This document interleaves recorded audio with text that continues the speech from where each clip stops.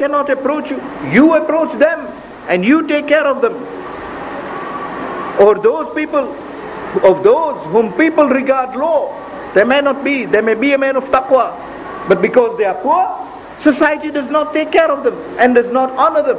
Imam Ali's special instructions regarding such people: appoint for them some trusted people who are God-fearing and humble. Those working for various trusts today can take a mighty lesson from this, that in affairs of dealing with such lowly people whom they are out to help, two qualities that Imam Ali alayhi salam teaches: they should be God-fearing and humble. They should inform you of the people's conditions, then deal with them with sense of responsibility to Allah. The money you are giving is not yours, it belongs to Allah. Dispense it with Him in mind. That is the teaching that Imam Ali alayhi salam propagates. Deal with them with responsibility, because all of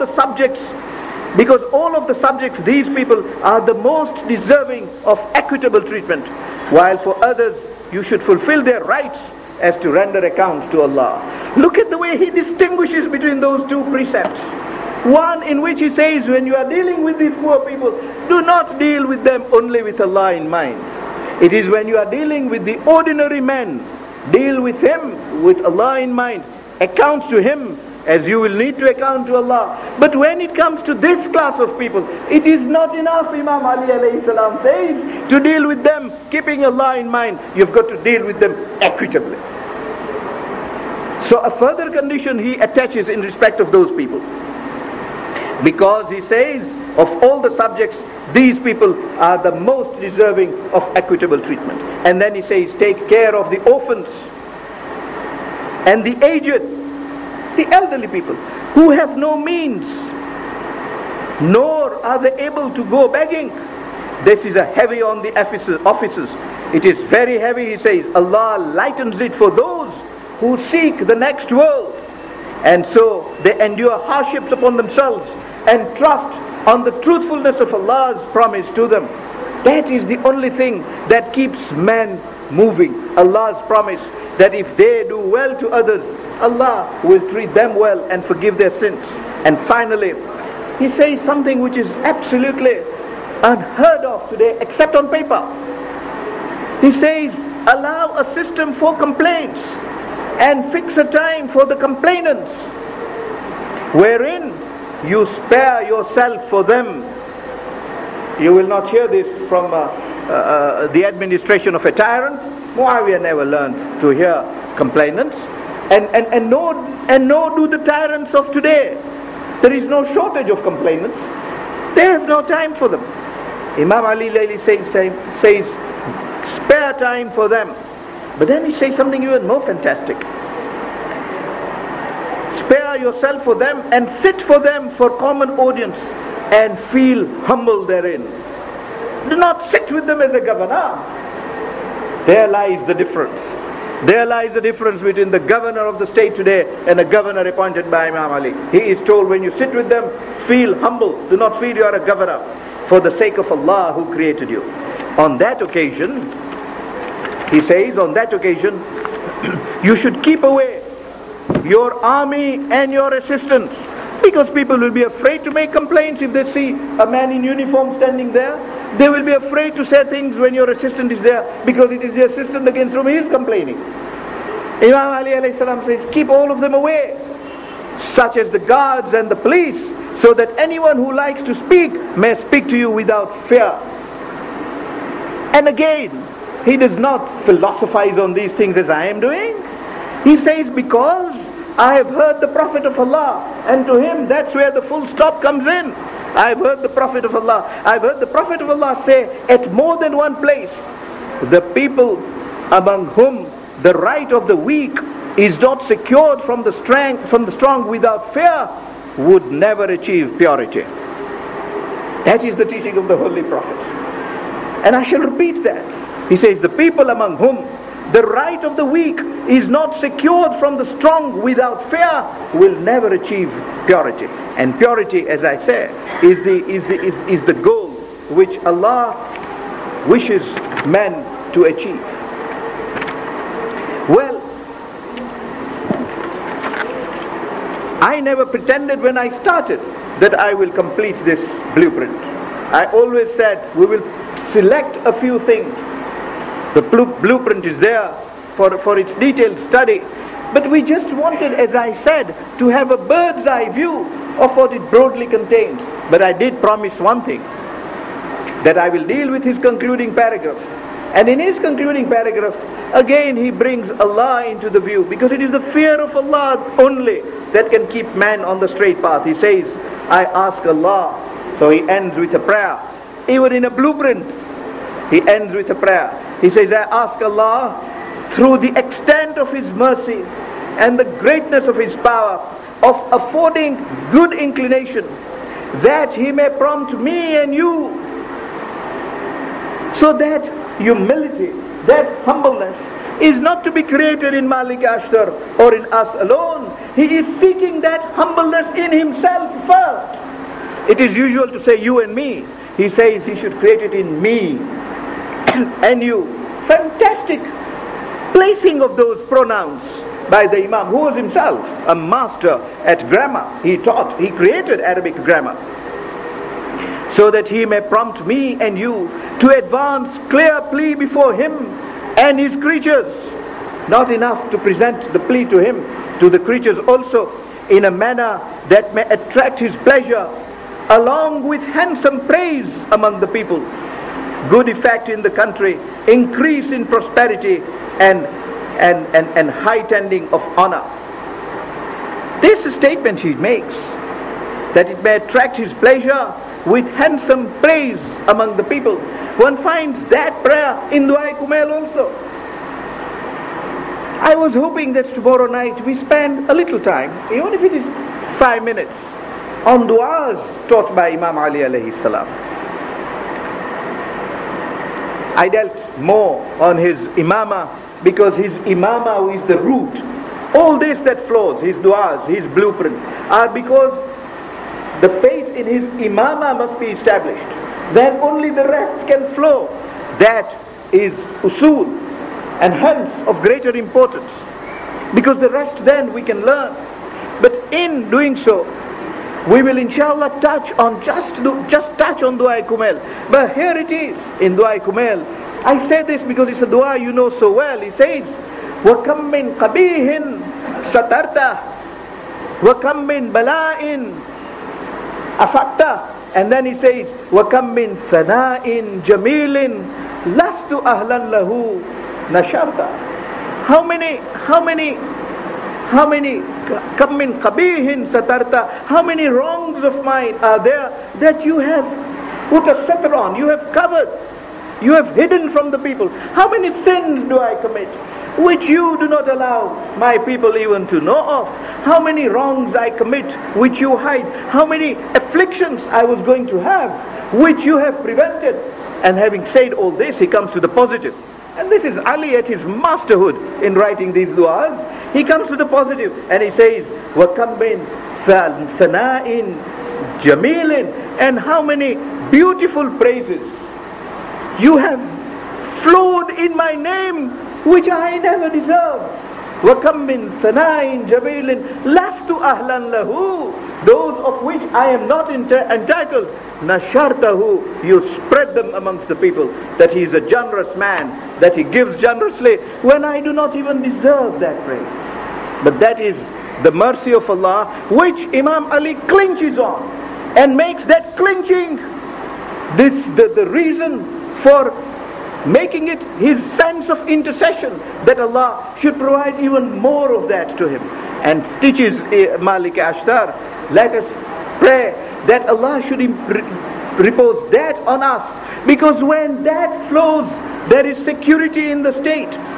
He says it brings good effect in the country, it increases prosperity, honor, that he may allow me and you, and that he may allow me and you to die a death of virtue and martyrdom. We shall discuss that on Sunday night, inshallah.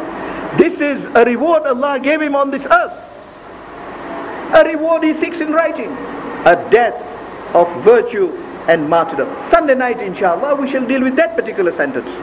Surely we have to return to him This is how he ends his blueprint. Surely we have to return to him, and may peace be on the Prophet of Allah. He may shower blessings and plentiful of salutations to him and his pure and chaste descendants. Wassalam. That is Ali, and that is the teaching of Ali. And one sees that flowing through his companions. We in these gatherings, when we sit to discuss Imam Ali alayhi salam, those references that I gave you on those 10 nights, invaluable references, because those are the references that inspire in us knowledge of Ali alayhi salam. If we want to come to know Ali, those references provide us knowledge of Ali, because those references describe Ali as described by the Holy Prophet himself. It is only that I was citing from references that are Sunnite, so that we are not criticized for fabricating them or exaggerating them. The reason why we do that is, those companions, and one of whom I hope to speak about in the Masa'ib tonight, those companions lived with him physically, learned from him, and his qualities became inculcated and imbued in them. We can achieve that today in these sittings by talking about it. This is why the Holy Prophet said, Zayyinu masajidikum bi dhikri Ali ibn Abi Talib.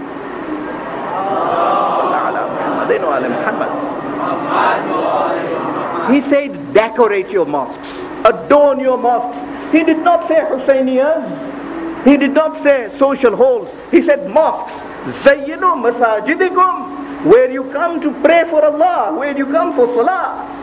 Those are the places, he says, decorate them. Not only with chandeliers, he says, decorate them.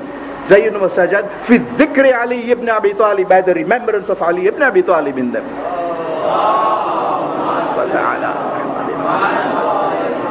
Because if you remember him, it is remembering me, as we saw here at every step. فَإِنَّ ذِكْرُهُ ذِكْرِي وَذِكْرِي ذِكْرُ اللَّهِ. And if you remember the Prophet, you have remembered Allah, and the dhikr of Allah is ibadah.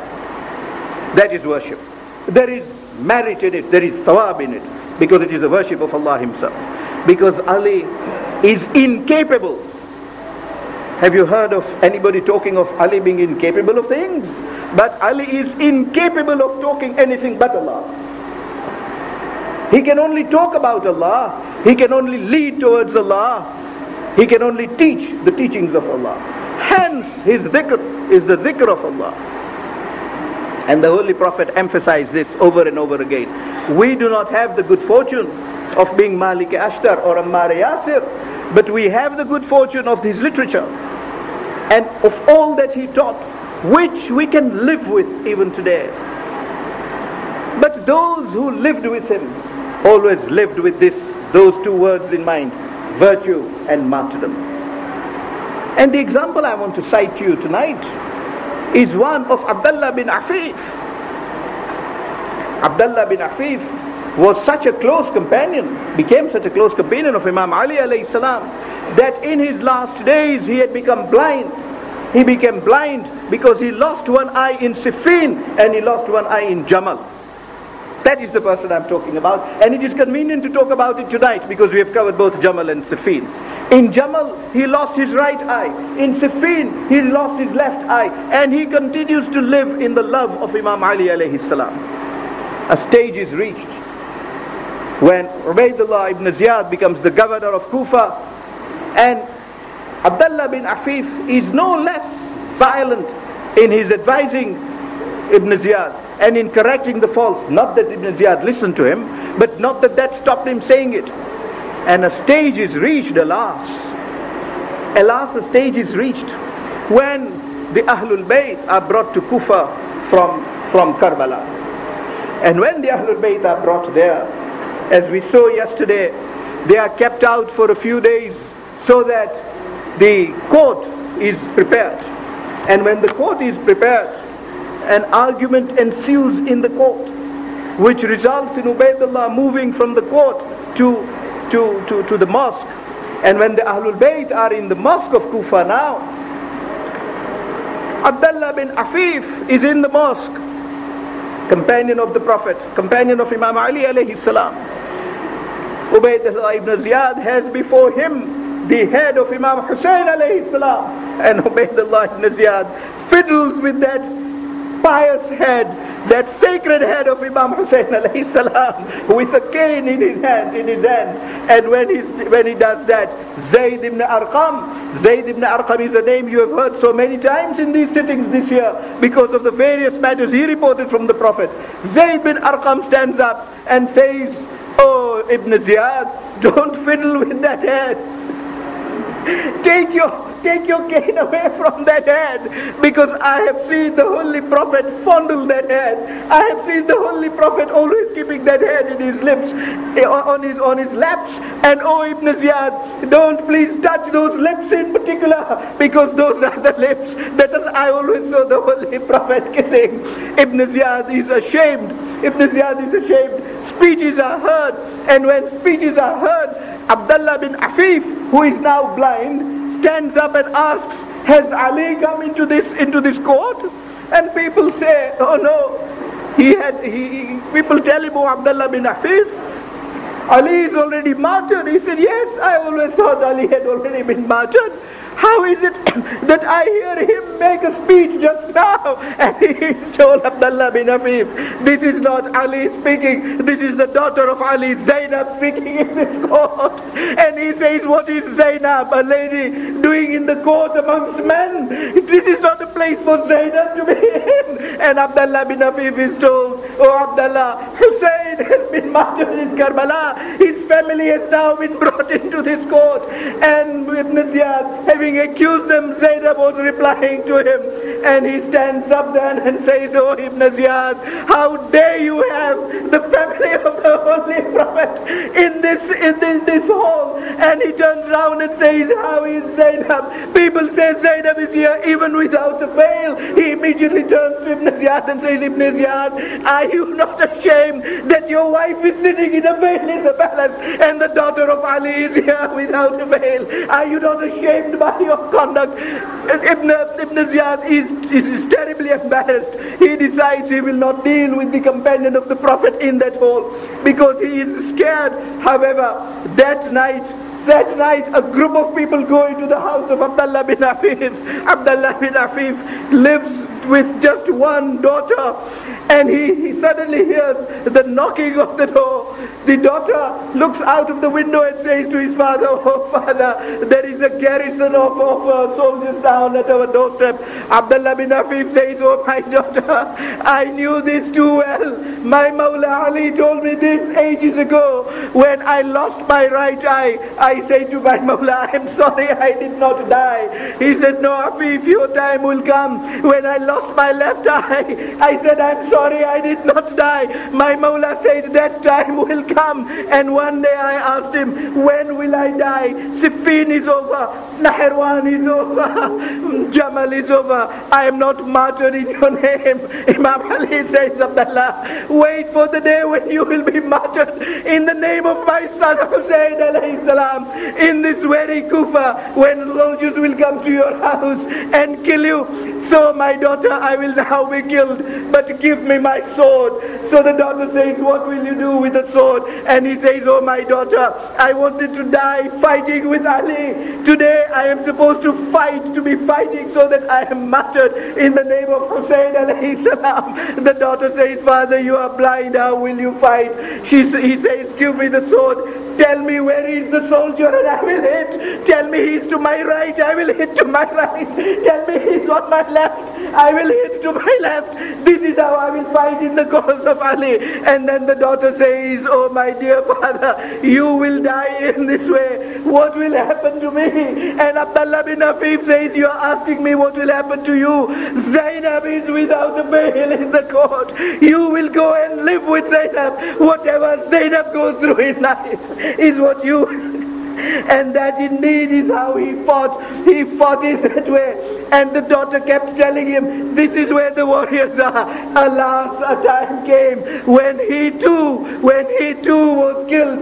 And as he was killed, the last words were, "Ya Ali, the way you told me I would die is indeed the way I died. Oh Hussein, accept me among the martyrs of Karbala." ألا لعنة الله على القوم الظالمين وسيعلم الذين ظلموا أي منقلب ينقلبون إنا لله وإنا إليه راجعون. رحم الله من يقرأ الفاتحة.